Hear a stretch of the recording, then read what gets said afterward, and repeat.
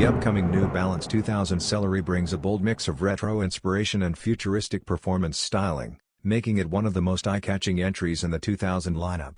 Early pairs have already appeared in international boutiques ahead of the December 10th release, with a global rollout expected soon.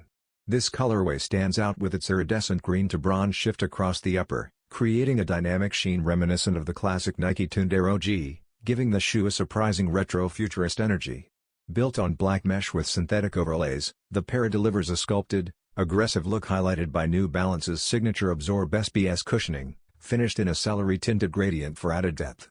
The exaggerated pod-style midsole reinforces the model's identity as one of New Balance's most visually experimental designs, blending next-gen aesthetics with early 2000s tech running vibes. Sneaker fans should stay tuned, as more release details and retailer confirmations are expected to drop soon.